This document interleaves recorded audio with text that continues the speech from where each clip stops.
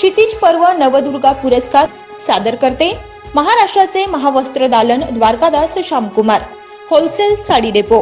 आमचा पत्ता छत्रपती शिवाजी महाराज चौक पनवेल। नमस्कार। नवरात्रीच्या या विशेष भागामध्ये मी गुरु कदम अर्थातच गायक निवेदक आणि चला जिंकू या पैठणीचा भावजी जो महाराष्ट्रात मला आता जो मान मिळतोय, मी आपल्या सगळ्यांचं स्वागत करतोय याच्या या भागामध्ये। आजचा हा विशेष भागाचे प्रायोजक आहेत, म्हणजे ज्या विशेष भागाचे प्रायोजक आहेत ते म्हणजे क्षितिज पर्व न्यूज, जनधर्म आधारगृह, तसेच स्नेहकुंज आधारगृह आणि द्वारकादास श्यामकुमार साडीज यांच्या सौजन्याने हा विशेष भाग इथे साजरा होत आहे। आणि आज आपण भेटणार आहोत अशा माऊलीला जिने आपल्या हिमतीवरती ट्रायबल बिझनेस हा सुरू केलेला आहे आणि भरभराटीने तो सुरू आहे। त्या म्हणजे आजच्या नवदुर्गा पुरस्काराच्या मानकरी मयुरी पाटील वहिनी। नमस्कार। नमस्कार। तुमचं बालपण आणि शिक्षण आणि कॉलेज वगैरे कुठे आहे? माझं बालपण उरणला झालंय आणि प्लस माझं शिक्षण आहे ते बीकॉम कम्प्लीट आहे। B Com complete? हो, पनवेल सिकेटीला माझं शिक्षण पूर्ण झालं। अच्छा, शाळा कुठली? पनवेल सिकेटी। पनवेल सिकेटी म्हणजे लहान नाही, लहानापासून उरण एन एस स्कूल, त्याच्यानंतर आफ्टर पनवेल सिकेटी बीकॉम। ह्या भागामध्ये म्हणजे ह्या बिझनेस मध्ये कसं पदार्पण केलं?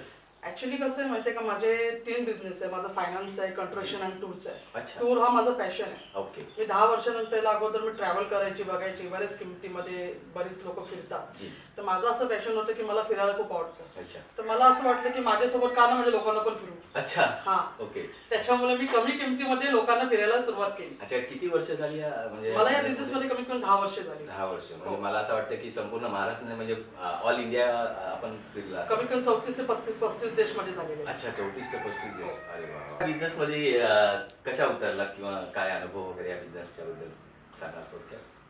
बिझनेसच्या बद्दल मी तुम्हाला सांगितलं की माझा फॅशन आणि मला फिरायला खूप आवडतं आणि म्हणून मी लोकांना कमी दरात फिरवण्याचा मी प्रयत्न केले। प्लस असा एक अनुभव आहे की आपण बघतोय की काही टूर मध्ये बरेच जीएसटी वगैरे काही असतात, बरंच काय मोठे मोठे पॅकेज असतात, लोकांना तेवढं अफोर्डेबल असतं। म्हणून आपण तेवढा विचार केला की आपण स्वतःहून पहिला फिरून घेऊन घेऊ आणि त्याच्यानंतर आपणच लोकांना कमी किमतीत फिरून घेऊ।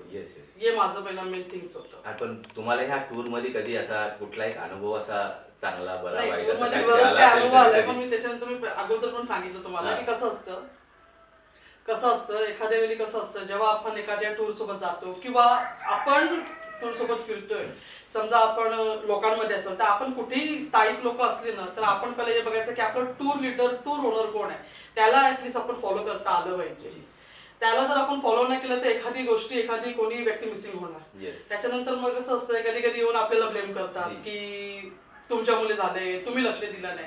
आता एखादी लेडीज 50, 70, 80 लोकांना घेऊन गेले तर ती एखाद्या व्यक्तीला नाही बघत बसणार।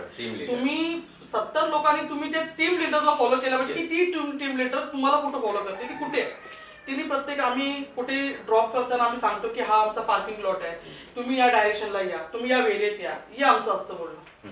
पण असं कधी अनुभव एक असा आला असेल कुठेतरी असा की कुठेतरी असं वाटतं की अरे आपण ह्या कुठे गेल्या, ह्या इथं होत्या आणि लगेच कुठे गेल्या किंवा कुठे गेला, हा कधीतरी एखादा अनुभव आला असेल आयुष्यामध्ये या टूर मध्ये? नाही, माझ्या आयुष्यामध्ये एकच टूर अशी ज्याचा मला बराच अनुभव आला आणि त्यात खूप शिकायला मिळालं, बरंच शिकायला भेटलं। असं त्या टूरचं नाव पण सांगत नाही आणि प्लस त्या कंपनीचं पण काही सांगत नाही, पण एक माझं नशीब होतं की प्राधान्य होतं की एक मुलगी म्हणून मला जी टूर देण्यात आली होती आणि मला जेवढं चांगलं करता येईल तेवढं मी चांगलं केलं त्या टूरच्या रिलेटेड। अच्छा अच्छा। आईचा काय स्वभाव कसा आहे टूरला जाताना?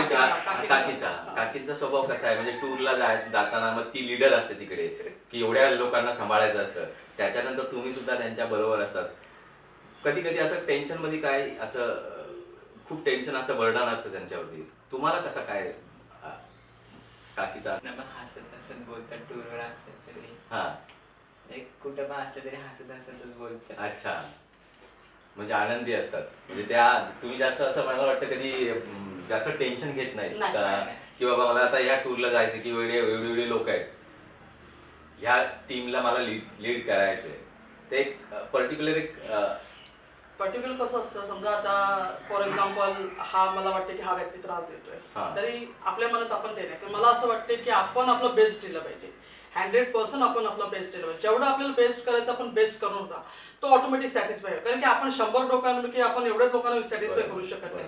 कुठे नाही कुठे कमी पडतो. अहो आपण लग्नाचं सुद्धा आमंत्रण दिलं तिथेही आपण कमीच पडतोय.